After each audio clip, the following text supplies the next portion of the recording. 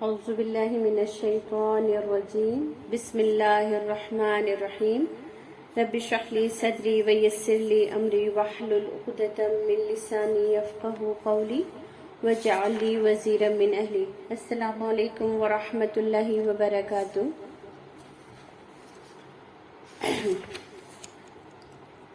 اللہ سے امید ہے کہ آپ سب اچھے ہوں گے، خیریت سے ہوں گے، اور آپ سب کا رمضان بہتر گزر رہا ہوگا انشاءاللہ تعالی۔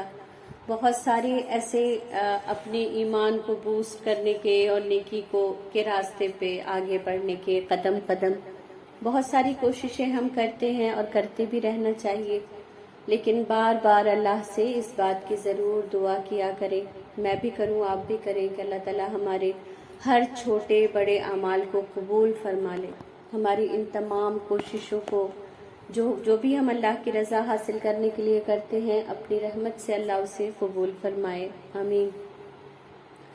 آج انشاءاللہ تعالی ہم آیت نمبر 80 سے دیکھیں گے۔ 80 سے 87 تک کی تلاوت آپ کے سامنے پیش کی گئی ہے، انشاءاللہ تعالی ہم اس کو دیکھیں گے، اور میں 80 کا ترجمہ آپ کے سامنے پڑھتی ہوں۔ پھر جب وہ مایوس ہو گئے اس سے، وہ الگ ہوئے سرگوشی کے لیے، کہا ان کے بڑے نے، کیا نہیں تم جانتے کہ بے شک تمہارے والد نے تحقیق لیا تم سے پختہ وعدہ، من اللہ، اللہ کی جانب سے، ومن قبل، اور اس سے پہلے جو کوتاہی کر چکے تم، فی یوسف، یوسف کے بارے میں، فلن، تو ہرگز نہیں، ابرح الارض، میں ٹلوں گا اس زمین سے، یہاں تک کہ آ جائے، یہاں تک کہ اجازت دے مجھے میرا والد، یا فیصلہ کر دے اللہ میرے لیے، وَهُوَ خَيْرُ الْحَاكِمِينَ، اور وہ بہتر ہے سب فیصلہ کرنے والوں میں۔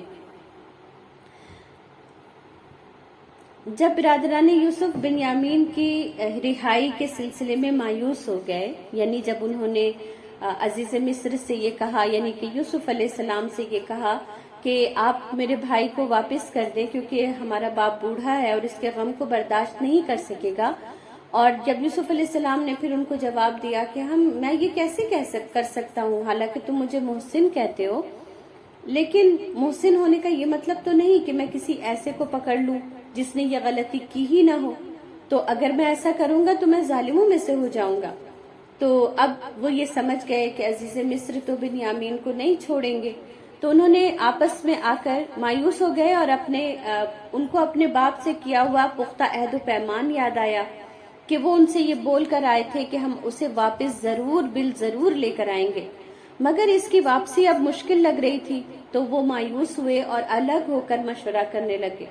خلصوا نجیہ، وہ الگ ہو کر مشورہ کرنے لگے، یعنی وہاں پر جتنے پولیس اہلکار اور وہ تھے، مطلب مصر کے جو بھی نمائندے اور وہاں پر جو بھی لوگ تھے، ان سے الگ ہو کر آپس میں باتیں کرنے لگے۔ قال کبیرہم، سب سے بڑے نے ان کے کہا، جس کے بارے میں جن کا نام روبیل یا ہودا آتا ہے، یہودا آتا ہے نا، ہودا یہودا، یعنی ان کے جتنے بھائی ہیں ان کے سارے کے نام بھی کہیں نہ کہیں مینشن ہیں، تو اس میں اس کی تورات میں جو وہ ہے اولڈ ٹیسٹامنٹ ہے، اس میں درج ہے۔ تو روبیل یا یہودا میں سے کسی نے، ان میں سے یعنی بڑا بھائی تھا وہ، جس نے کہا کہ، اور علماء اس کے بارے میں لکھتے ہیں کہ یہ وہی بھائی تھا جس نے یوسف علیہ السلام کے قتل کے ارادے سے بھائیوں کو روکا تھا اور کہا تھا کہ اسے کنویں میں پھینک دو اگر تم یہی کرنا چاہتے ہو تو۔ دیکھیے بعض دفعہ کیا ہوتا ہے کہ انسان کی فطرت اتنی بری نہیں ہوتی، لیکن صحبت آپ کو غلط اور بہت غلط مشورے کے ساتھ جانے پر اکسا دیتی ہے نا۔ فطرت آپ کی ایسی نہیں ہوتی، لیکن صحبت غلط اختیار کرنے سے آپ بعض دفعہ غلط فیصلے لے لیتے ہیں۔ اسی طریقے سے فطرت آپ کی بہت اچھی نہیں ہوتی، لیکن اچھوں کی صحبت میں آپ بہت بار ایسے کام کر لیتے ہیں جو آپ کو پتا ہوتا ہے کہ میں اگر الگ ہوتی تو کبھی یہ کام نہ کر پاتی۔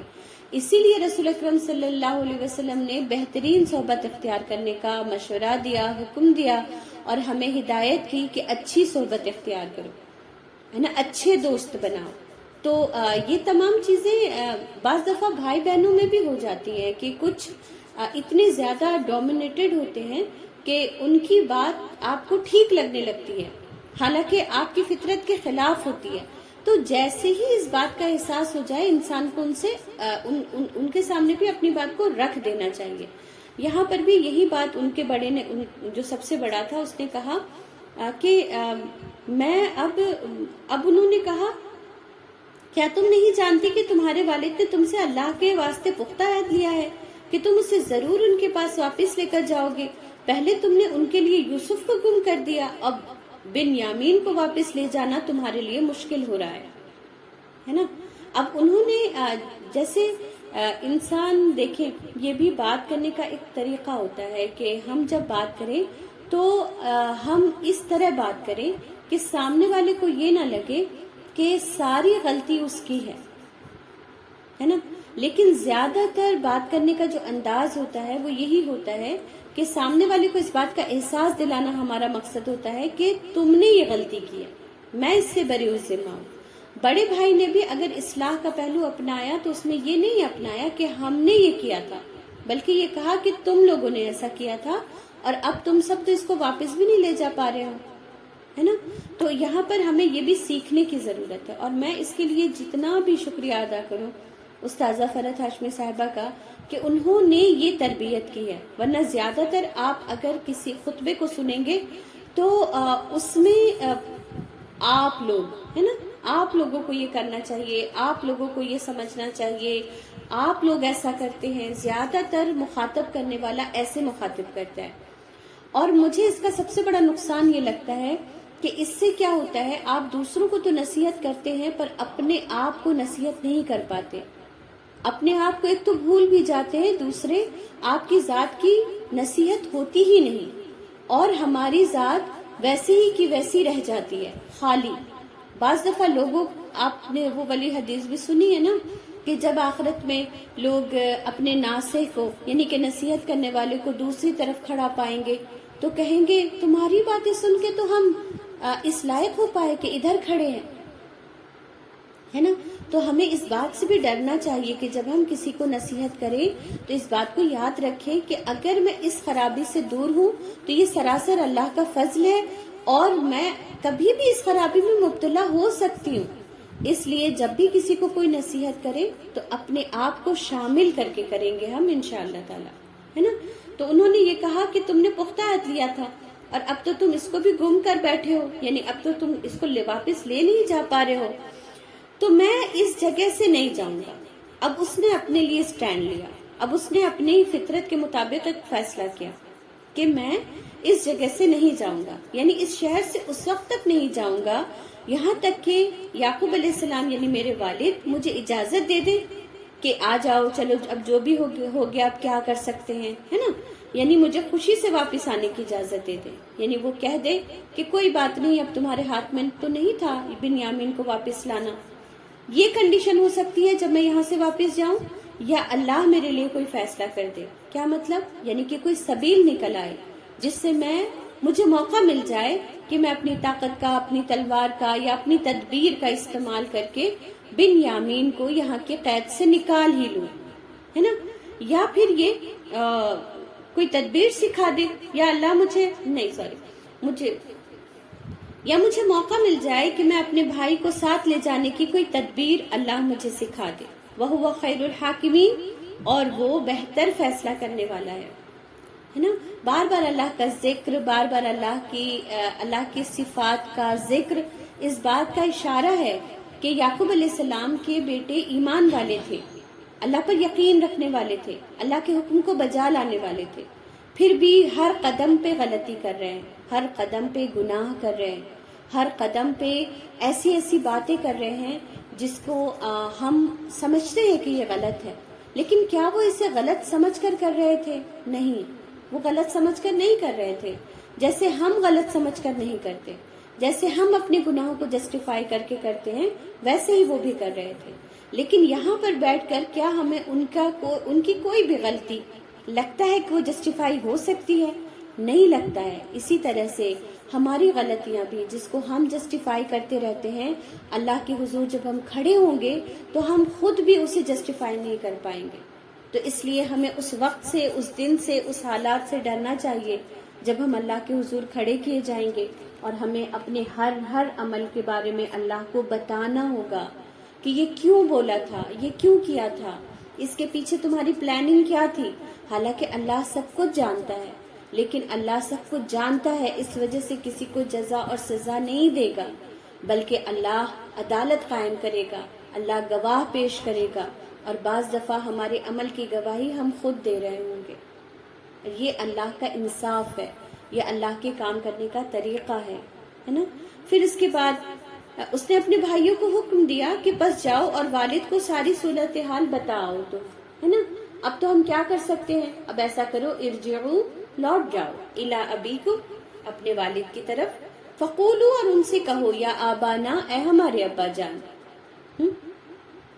ان ابنک، کہ بے شک آپ کے بیٹے نے، سرقا، چوری کر لی ہے، وما شہدنا، اور نہیں گواہی دی ہم نے اس کی چوری پر، ہے نا، ہم نے نہیں گواہی دی اس کی چوری پر، الا بما علمنا وما كنا لغیب حافظین، ہم نے نہیں گواہی دی مگر وہ جس کا علم تھا ہمیں. ہم نے صرف وہ بات کہی جو ہم جانتے تھے. انہوں نے کیا بات کہی تھی؟ انہوں نے چور کی سزا کے بارے میں بتایا تھا، ہے نا. اب یہ بھی برا لگ رہا ہوگا، نہ بتایا ہوتا ہم نے، اب مصر کے اس میں جو سزا تھی وہی دے دی جاتی بنیامین کو، اور کم سے کم یامین واپس تو جاتا ہمارے ساتھ. یعنی اگر وہاں پہ مار پٹائی سزا تھی تو وہ مار پٹائی کر دیتے، پھر یامین ہمارے ساتھ چلا جاتا. تو اب انہیں ڈر لگ رہا تھا کہ ابا تو اب سارے حالات پوچھیں گے، ساری باتیں پوچھیں گے، ہے نا.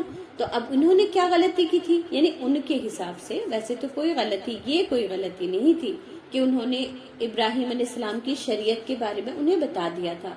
تو انہوں نے کہا کہ صرف ہم یہ کہہ دینا، تم یہ بتا دینا کہ ہم نے صرف انہیں شریعت بتائی تھی اور نہیں ہم غیب کی کو جاننے والے. اب ہمیں کہاں پتا تھا کہ بنیامین کے سامان سے وہ نکل آئے گا اور بنیامین ہی چور نکل آئے گا، ورنہ ہم نہ بتاتے. تو ہم اس غیب کو تو جانتے نہیں تھے، ہم تو یہ جانتے تھے کہ ہم میں سے کسی نے چوری نہیں کی ہے. تو بڑے بھائی نے ان تمام نصیحتوں کے ساتھ، ہے نا، اگر ہم بہت وہ کر لیتے ہیں نا، ریلیٹ کر لیتے ہیں تو ہمیں سمجھ آتا ہے، ہم سارے سین دیکھ سکتے ہیں، ہمیں سمجھ آتا ہے یہ وہی لفظ بولتے ہیں جو ہم بولتے ہیں.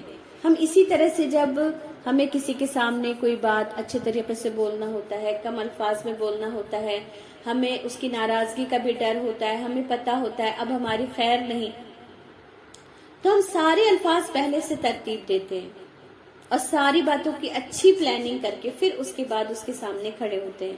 حالانکہ انسان کو چاہیے کہ وہ جب بھی بولے تو اتنا ہی ناپ تول کر بولے، اتنے ہی طریقے سے اپنی ساری باتوں پر غور و فکر کرے اور پھر اس کے بعد اپنے منہ کو کھولے.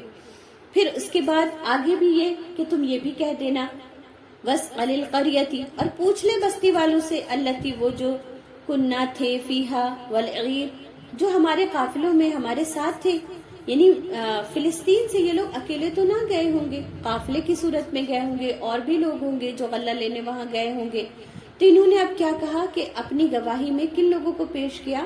جو ان کے اپنے گاؤں کے لوگ تھے. ان کو کہا کہ آپ ان سے پوچھ لیں، بستی والوں سے اور جو قافلے میں ہمارے ساتھ تھے، کہ ہم سچ میں سچے ہیں، ہے نا. اور میں نے ایک اور پچھلی کلاس میں کہیں پر یہ بات کہی تھی کہ جب انسان جھوٹ بول چکا ہوتا ہے نا، تو وہ کوئی کہے یا نہ کہے، وہ بار بار یہ ضرور کہتا ہے کہ میں سچ بول رہا ہوں. وہ کس کو کہہ رہا ہوتا ہے یہ بار بار؟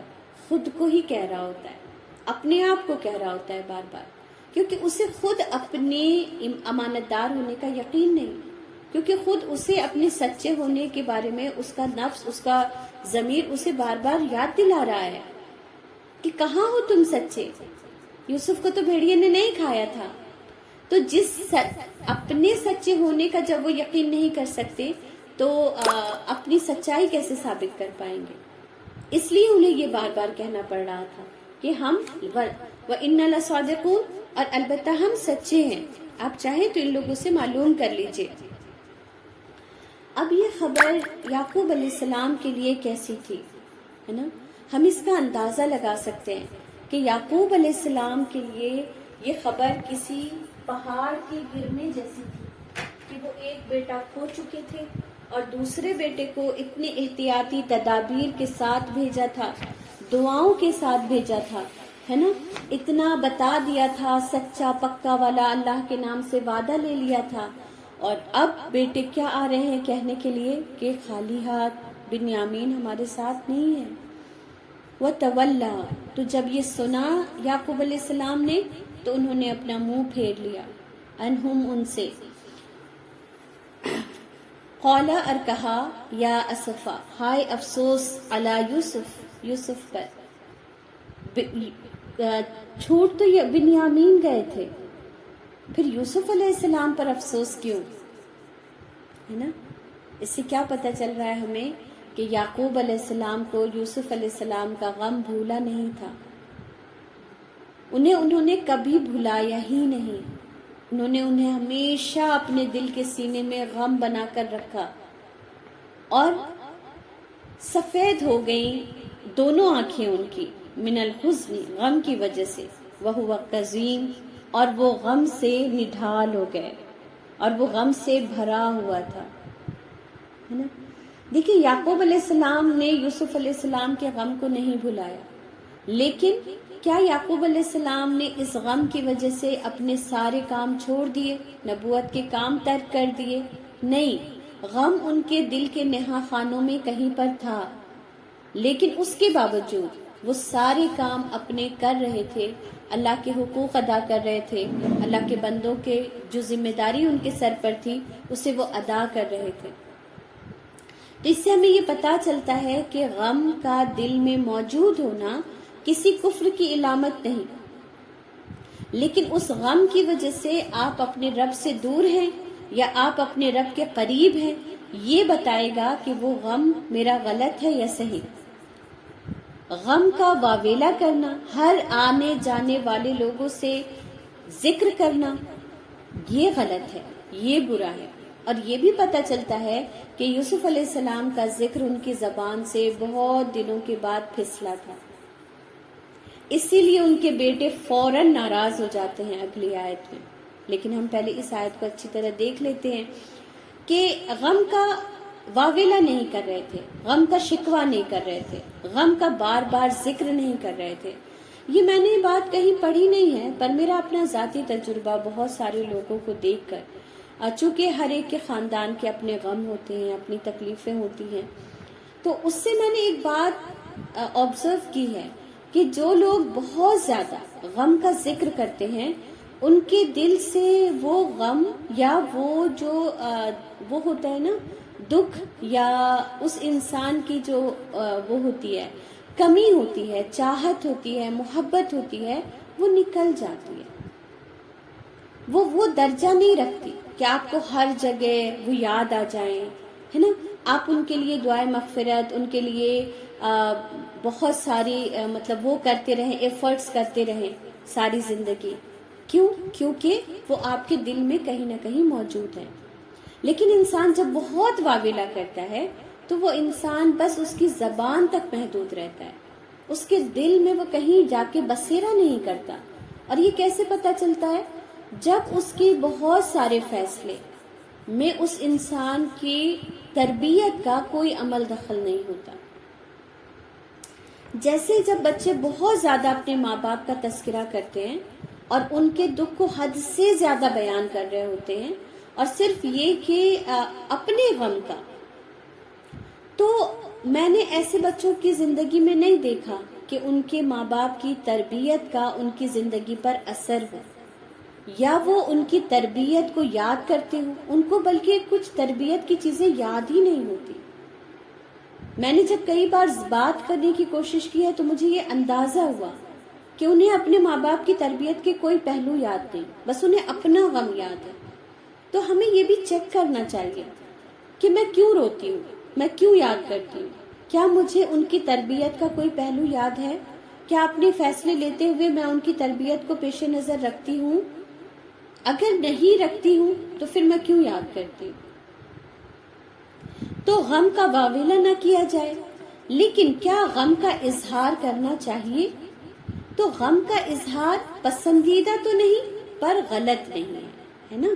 کہ جیسے آپ نے کسی کے سامنے اپنے غم کا اظہار کیا اور اس نے آپ کی ہمدردی کی، آپ کی دلدہی کی، تو یہ بھی اس کی بھی ہمیں وہ اجازت ملتی ہے، اور ہمیں بہت جگہ پہ اس کے ریفرنسز بھی ملتے ہیں کہ کسی نے غم کا اظہار کیا تو رسول اکرم صلی اللہ علیہ وسلم نے ہمدردی کی، کچھ دعائیں سکھائیں، اور اس طریقے سے وہ اس انسان کو تسلی ہوئی۔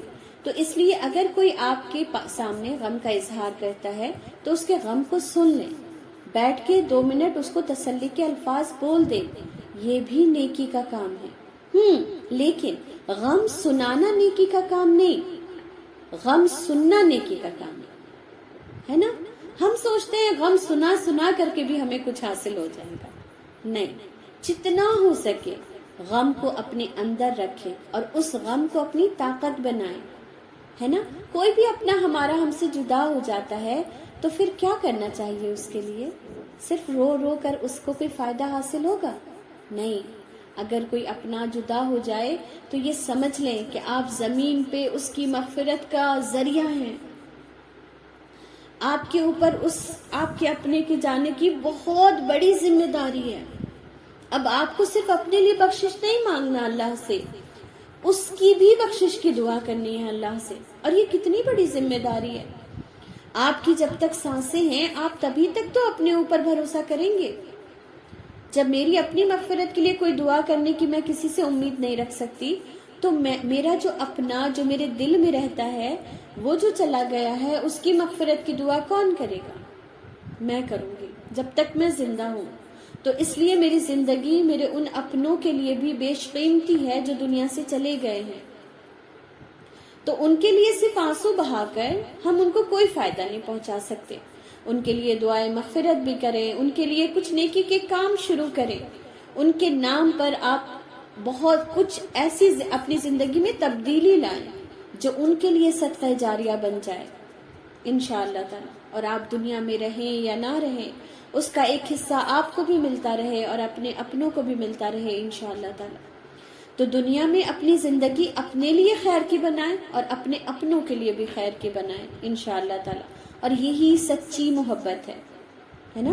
اور اسی محبت کا ہمارے اپنوں کو فائدہ ہوگا، ہمارے رونے کا، ہمارے افسوس کرنے کا انہیں کوئی حاصل نہیں، اور ہو سکتا ہو کہ وہ ہم سے سوال بھی کریں آخرت میں کہ کیا کیا تھا تم نے، مجھ سے محبت کا کیا حق ادا کیا تھا، پھر ہم کیا جواب دیں گے، ہے نا، انشاءاللہ تعالی۔ تو یہاں پر پھر اس کے بعد یہ کہا کہ اور سفید ہو گئی دونوں آنکھیں اس کی غم سے، یعنی وہ اتنا روتے تھے، ہر روز روتے ہوں گے، ہے نا۔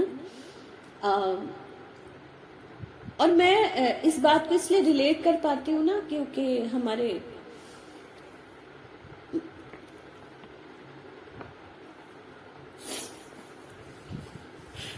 جوان بھائی کا انتقال ہو گیا تھا، اور ہم نے اپنے باپ کو ایک دن بھی ایسا نہیں دیکھا کہ جب وہ روتے نہ ہوں انہیں یاد کر کے۔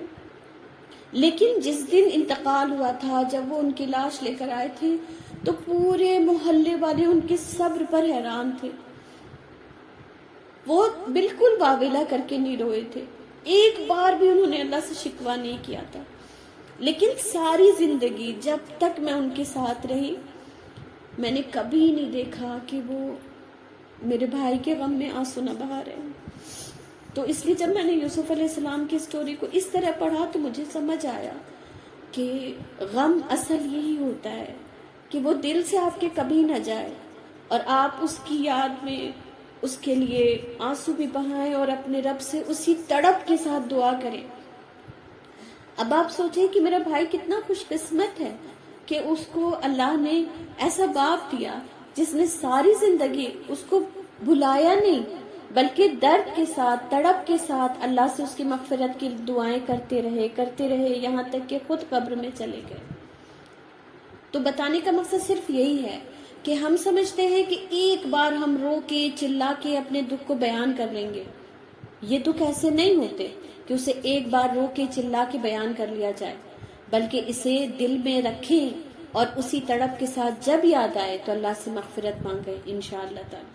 اور پھر کیا کہا کہ اور اس کے گھونٹ کو پی لیا، لیکن آنکھیں آنسو بہا رہی ہیں، پر گھونٹ پی لیا جا رہا ہے. اس کو سمجھنا ہے تو ایسے سمجھیں کہ ہم نے سورہ آل عمران میں ایک آیت پڑھی تھی جو غصے کو روکنے والی آیت ہے، جو حضرت حسن حسین سے کے حوالے سے بھی اس کی روایت ملتی ہے کہ الکاظمین الغیظ والعافین عن الناس، ہے نا. تو یہاں پر بھی کظیم آیا ہے. کظیم کا مطلب ہوتا ہے پی جانا، ہے نا. تو یہاں وہاں پر غصے کا پی جانا، اور یہاں پر کیا ہے کہ صبر کے ساتھ اس غم کو پی جانا، یعنی اس غم کو اپنے اندر اتار لینا، انڈیل لینا، ہے نا، اور اس کا جواب نہیں دینا. کیونکہ جب انہوں نے کہا یوسف علیہ السلام کے بارے میں تو آگے دیکھیں ان کے بیٹوں نے کیا کہا. انہوں نے کہا تاللہ، قسم اللہ کی، آپ ہمیشہ رہتے ہیں یاد کرتے یوسف کو، یہاں تک کہ آپ ہو جائیں گے بیمار یا آپ ہو جائیں گے ہلاک ہونے والوں میں سے، ہے نا. دیکھیں یہ ہمدردی کتنی کھوکھلی ہے نا. ہم جانتے ہیں اس بات کو، انہوں نے ہی تو یوسف کو ان سے جدا کر دیا تھا، پھر بھی ہمدردی کر رہے ہیں.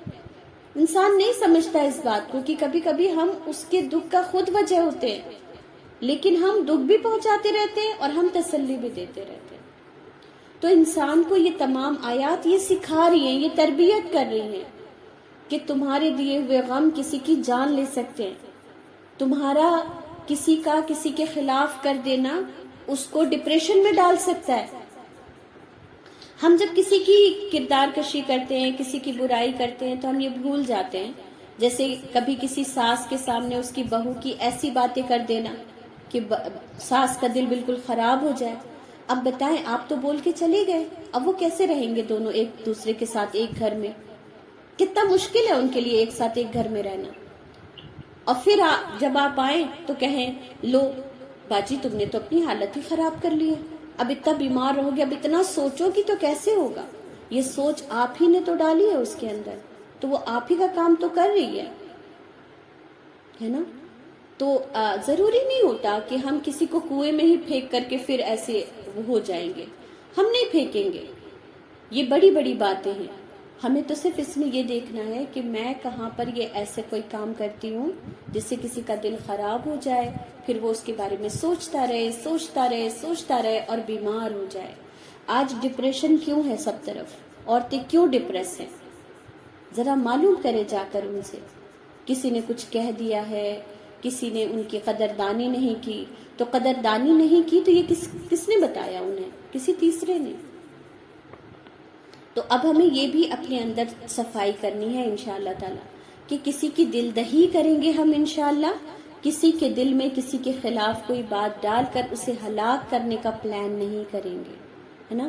اللہ تعالی ہمیں ایسے لوگوں میں شامل نہ کرے، اور اللہ تعالی ہمیں خیر پھیلانے اور خیر کی باتیں ایک دوسرے تک پہنچانے والا بنائے انشاءاللہ تعالی.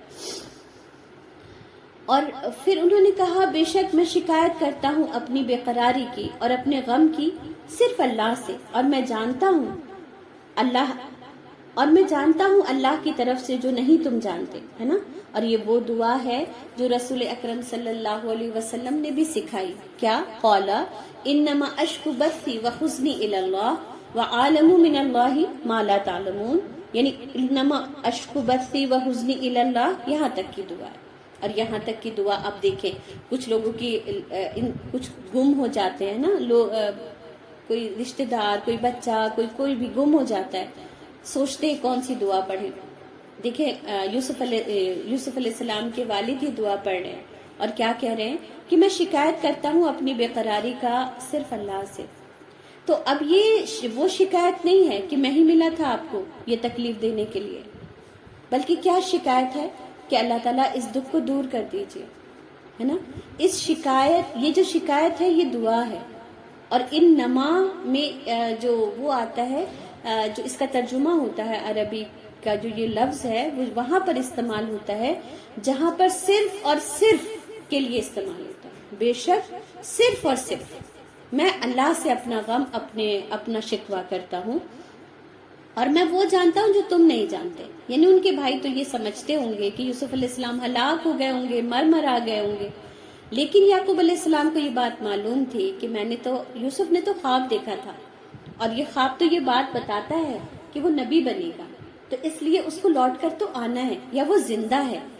پھر انہوں نے اپنے بیٹوں سے کہا یا بنیا، اے میرے بیٹوں، اذهبوا، جاؤ، پس سراغ لگاؤ یوسف کا اور اس کے بھائی کا، اور نہ تم مایوس ہونا اللہ کی رحمت سے، کیونکہ اللہ کی رحمت سے تو صرف کافر ہی مایوس ہوتے ہیں، ہے نا۔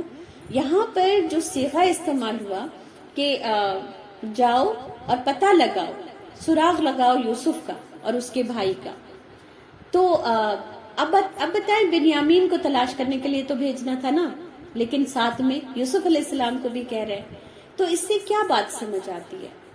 یہ اس میں مطلب میں تفسیر ابن کثیر سے زیادہ تر باتیں جو مطلب تفسیر، ظاہر ہے آپ کو پتہ ہوتی ہے یہ بات کہ آپ کو تفسیر سے ہی کرنی ہوتی ہے، کیونکہ ہمارا علم تو اتنا نہیں ہے، تو زیادہ تر پوائنٹس انہی کے ہوتے ہیں، بس اس میں تھوڑا سا غور و فکر میرا اپنا ہے جو میں یہاں پر وہ آپ کے سامنے رکھ دیتی ہوں۔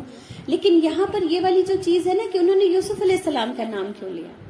مجھے ایسے لگتا ہے جب غم بہت بہت بہت ہو جائے، پیک پر پہنچ جائے، تو آپ کو یہ یقین ہونا چاہیے کہ اللہ نے کیا فرمایا ہے، فَإِنَّ مَعَ الْعُسْرِ يُسْرًا، کہ بے شک ہر تنگی کے ساتھ آسانی ہے، إِنَّ مَعَ الْعُسْرِ يُسْرًا، بے شک ہر تنگی کے ساتھ آسانی ہے نا۔ تو جب تنگی بہت زیادہ ہو جائے تو سمجھ لیں اب اس کے کھلنے کا وقت آ گیا ہے، اب ختم ہونے کا وقت آ گیا ہے نا۔ اور یہ کتنی بڑی ہوپ ہے، ہم تو اسی مقام پر جا کر اپنے سارے وہ چھوڑ دیتے ہیں کہ اب مجھ سے برداشت نہیں ہوگا، لیکن جب غم پیک پر ہو جائے، جب یہ لگنے لگ جائے کہ اب اس غم کو میں برداشت نہیں کر سکتی، بس اپنے آپ کو اسی لمحے کہیں کہ بس ابھی ہی برداشت کرنا ہے، اب سب ٹھیک ہو جائے گا۔ اور میں نے یہ چیز بھی آزمائی ہے کہ جب ہم اپنی طاقت چھوڑ دیتے ہیں، جب ہم ایک لمحے کو اتنی بڑے اس میں مایوس ہوتے ہیں، بس اللہ کی رحمت آ جاتی ہے اور ہم شرمندہ ہو جاتے ہیں بالکل کہ میں نے کیوں نہیں آخری لمحے تک بھروسہ کیا تھا۔ اور میری کوشش آج تک جاری ہے کہ میں آخری لمحے تک، کوئی ایک موقع ہو جائے جب میں آخری لمحے تک یقین رکھے رہوں نا۔ جب ہمارے دوسرے کے معاملات ہوتے ہیں نا تو ہمیں یقین ہوتا ہے اس کا ٹھیک ہو جائے گا، لیکن جب خود پر آتی ہے تو ہم کہیں نہ کہیں آخری حالت میں مایوسی کا شکار ہو جاتے ہیں۔ ہو سکتا ہو آپ لوگ نہ ہوتے ہوں، پر میرے ساتھ یہ بہت بار ہو چکا ہے۔ میں بہت بار چاہتی ہوں کہ میں بالکل اللہ کی رحمت تک بالکل ڈٹی رہوں کہ میں نہیں مایوس ہوں، اللہ کی رحمت آ جائے گی، اور اللہ کی رحمت آ جاتی ہے، لیکن بس وہ ایک لمحہ ہوتا ہے جب دل میں خیال آ جاتا ہے کہ پتہ نہیں کب، ہے نا۔ تو بس اس کوشش میں لگی رہوں، اللہ سے یہی دعا کرتی ہوں کہ اللہ تعالیٰ وہ دن بھی دکھلائے جب ایک لمحے کو بھی مایوسی نہ ہو اور اللہ کی رحمت آ جائے۔ کیونکہ دیکھیں یعقوب علیہ السلام کیا کہہ رہے ہیں نا کہ مایوس تو اللہ سے وہ ہوتے ہیں جو کفر کرتے ہیں، یعنی اللہ کی رحمت کا انکار کرتے ہیں۔ اور حدیث ہے کہ شرک کے بعد جو سب سے بڑا وہ ہے گناہ ہے وہ مایوسی ہے نا۔ شرک کے بعد سب سے بڑا گناہ کیا ہے کہ اللہ سے امید نہ رکھنا، اللہ سے امید توڑ دینا، اور یہ تو کفر ہے، تو ظاہر سی بات ہے شرک کے بعد تو کفر ہی کی باری ہے نا۔ تو اس لیے ہم سب کو آخری وقت تک مایوس نہیں ہونا، اور ہم اپنے ارد گرد لوگوں کو دیکھیں کہ ان کا صبر ٹوٹ رہا ہے تو انہیں فون کر کے، ان کے ہاتھ پکڑ کر، ان کے کندھے پہ ہاتھ رکھ کر، ان کے ہاتھوں کو چوم کر تسلی دے دیں کہ اللہ ہے نا، اور اللہ کی رحمت ضرور وجود میں آئے گی انشاءاللہ تعالی۔ تو آج کی کلاس ہم یہیں پر ختم کرتے ہیں، میرا ٹائم میں نے آج زیادہ لے لیا ہے، تو سبحانک اللہم و بحمدک نشہد ان لا الہ الا انت نستغفرک و نتوب الیک۔ سبحان ربک رب العزت عما یصفون وسلام علی المرسلین والحمد للہ رب العالمین، آمین۔ السلام علیکم ورحمۃ اللہ وبرکاتہ۔